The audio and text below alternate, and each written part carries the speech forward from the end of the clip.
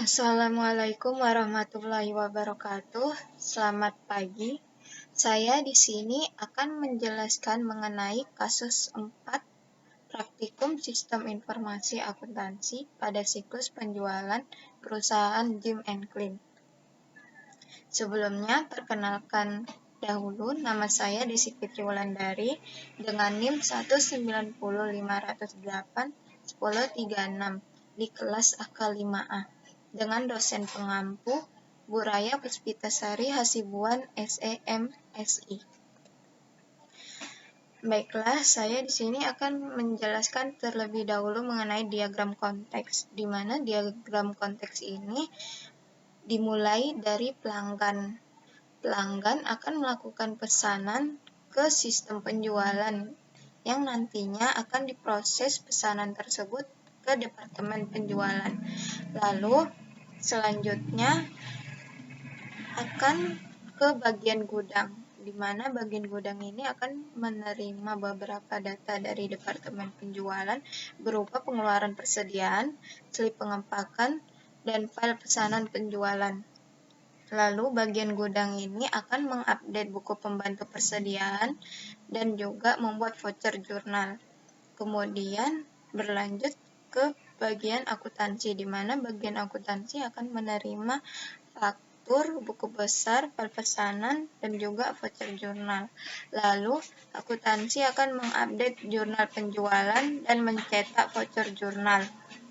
Kemudian lanjut ke bagian pengiriman, di mana di bagian pengiriman ini akan menerima data berupa pengeluaran persediaan dan slip pengepakan. Lalu bagian pengiriman akan mengupdate daftar pengiriman dan mencetak bill of lading. Ketika barang dikirimkan ke pelanggan, bagian pengiriman akan mengirimkan bukti pengirimannya juga ke bagian akuntansi. Lalu lanjut ke bagian sekretaris, di mana di sekretaris ini akan menerima cek dan juga slip pemberitahuan pembayaran. Lalu sekretaris akan membuat 2 salinan slip setoran, di mana satu salinannya akan diberikan kepada bank, kemudian satu salinannya lagi akan diberikan ke bagian akuntansi. Lalu lanjut ke bagian bank, di mana bagian bank ini akan menerima slip setoran dan juga cek pelanggan. Kemudian setelah sudah diproses oleh pihak bank, maka pihak bank akan mengembalikan slip setorannya ke bagian akuntansi. Selanjutnya, data flow diagram atau DFD level 0. Dimulai dari pelanggan melakukan pesanan ke sistem proses pesanan, di mana sistem proses pesanan ini memerlukan data berupa data master pengeluaran persediaan, data master faktur, data master buku besar, dan data master slip pengepakan, di mana data-data ini nanti akan diberikan ke beberapa departemen. Lalu akan diproses pesanan ke departemen penjualan. Kemudian akan berlanjut ke bagian gudang, di mana bagian gudang ini akan mengupdate buku pembantu persediaan dan mencetak voucher jurnal. Lalu bagian gudang akan mengeluarkan barangnya dan memberikannya ke departemen penjualan. Lalu departemen penjualan akan memberikan konfirmasi kepada pelanggan berupa laporan. Kemudian departemen penjualan akan memberikan dokumen berupa faktur dan buku besar ke bagian akuntansi. Lalu selanjutnya lanjut ke bagian pengiriman, di mana di bagian pengiriman akan mengupdate daftar pengiriman dan mencetak bill of lading. Lalu pengiriman akan memberikan bukti pengirimannya ke bagian akuntansi. Lanjut bagian akuntansi akan memberikan harga tagihan pelanggan ke dalam sistem penerimaan kas, di mana di sistem penerimaan kas ini dibutuhkan dokumen berupa data master buku pembantu piutang, data master slip pembayaran, dan data master cek.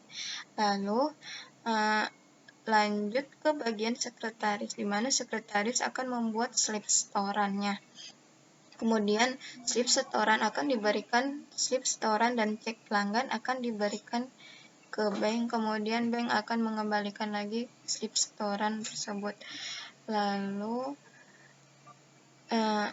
sekretaris juga mengembalikan slip setoran dan slip pemberitahuan pembayaran dari bank ke bagian akuntansi. Selanjutnya di FD level 1, di mana terdapat 4 sistem, yaitu proses pembuatan pesanan, mengecek persediaan, proses pengiriman, dan proses tagihan, di mana diawali dengan melakukan pesanan ke sistem proses pembuatan pesanan. Proses pembuatan pesanan ini memerlukan data berupa data master pengeluaran persediaan, data master faktur, data master buku besar. Kemudian akan lanjut ke mengecek persediaan. Mengecek persediaan ini melihat apakah barang yang diminta pelanggan atau yang mau dibeli pelanggan ada atau tidak. Maka di bagian sistem mengecek persediaan ini memerlukan data berupa data master pengeluaran persediaan dan data master slip pengepakan. Apabila tidak ada barangnya, maka akan ditolak. Dan jika barangnya ada, maka lanjut ke proses pengiriman, kemudian akan lanjut ke proses tagihan ke pelanggan, apakah pelanggan itu memiliki tagihan atau tidak. Jika memiliki tagihan, akan dikirimkan dokumen tagihannya. Jika tidak memiliki tagihan, akan lanjut.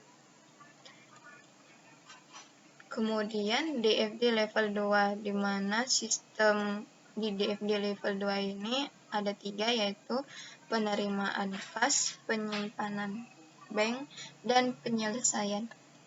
Diawali dengan menerima tagihan yang masuk ke sistem penerimaan kas, di mana di penerimaan kas ini memerlukan data master buku pembantu piutang, data master cek, dan data master slip pembayaran. Kemudian akan lanjut ke penyimpanan bank, di mana di penyimpanan bank ini akan dibutuhkan data master slip setoran dan data master cek. Kemudian lanjut ke penyelesaian, kemudian akan terbuat laporan. Selanjutnya flowchart, di mana di flowchart ini terdapat subsistem pelanggan, departemen penjualan, gudang, pengiriman, akuntansi, sekretaris, dan bank. Di mana di subsistem pelanggan akan melakukan pesanan secara manual, lalu akan diproses di departemen penjualan melalui komputer. Departemen penjualan akan membuat beberapa dokumen seperti pengeluaran persediaan dengan 3 salinan, slip pengepakan 3 salinan, dan juga faktur. Kemudian lanjut ke bagian gudang. Di bagian gudang akan menerima dokumen berupa pengeluaran persediaan, dokumen slip pengepakan, dan dokumen file pesanan. Kemudian bagian gudang akan mengecek persediaan barang yang akan dibeli pelanggan, apakah ada atau tidak barang tersebut.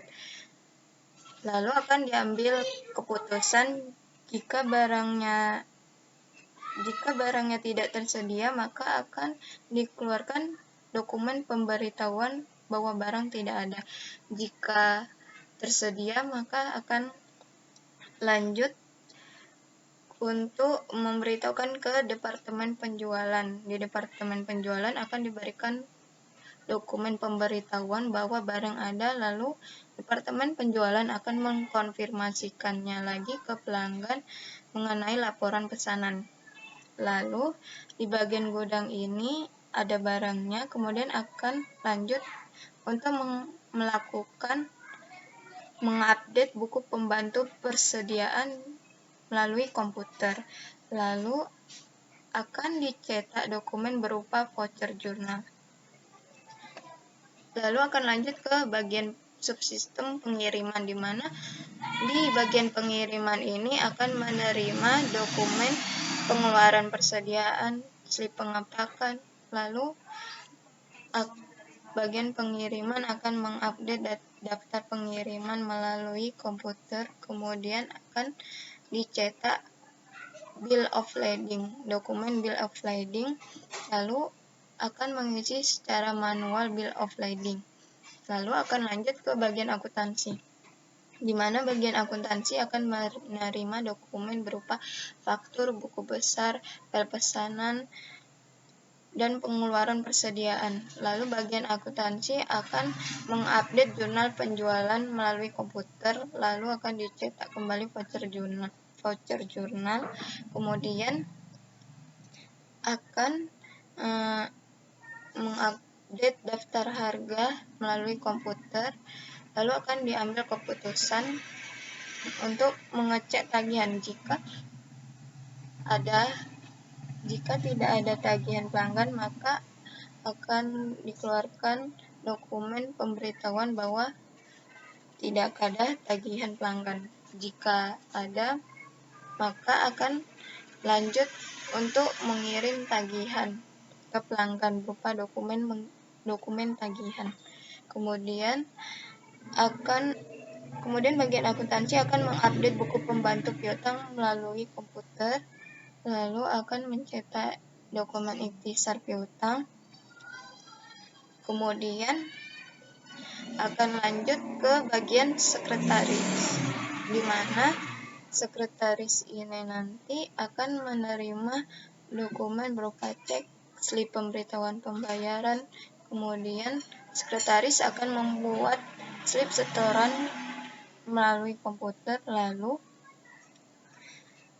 slip setoran ini akan dibuat 2 salinan, di mana salinan pertama akan diberikan di bagian akuntansi dan salinan kedua akan diberikan di subsistem bank, di mana bank akan menerima slip setoran dan juga cek.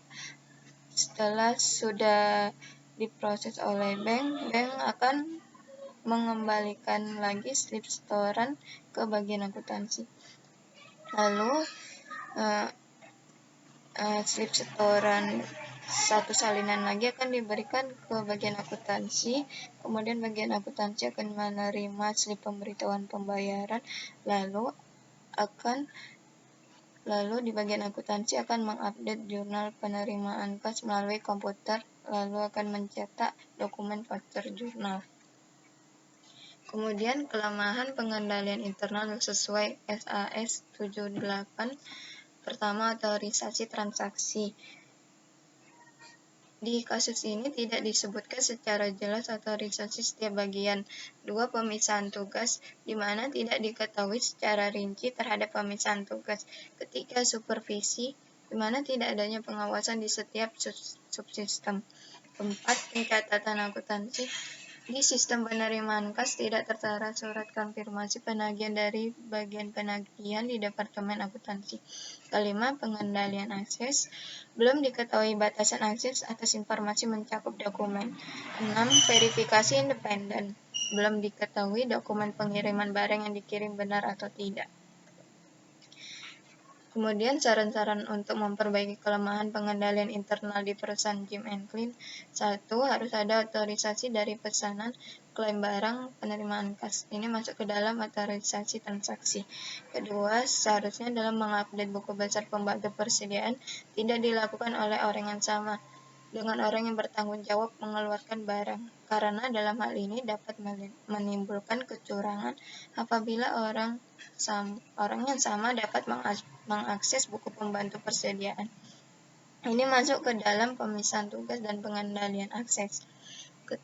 Seharusnya di setiap departemen ada beberapa orang yang bertugas sebagai pengawas yang dipercayakan oleh atasan.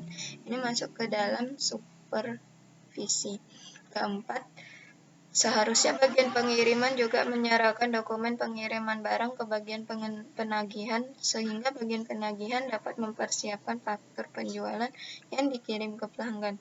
Dengan begitu, bagian penagihan dapat memverifikasi apakah barang yang dikirim, jumlah, harga, maupun jenis sesuai tidak dengan data pengeluaran barang dan salinan file penjualan. Ini masuk ke catatan akuntansi dan verifikasi independen. Sekian penjelasan dari saya, kurang lebih saya mohon maaf. Terima kasih karena sudah menonton dan mendengarkan penjelasan dari saya. Wassalamualaikum warahmatullahi wabarakatuh. Selamat pagi.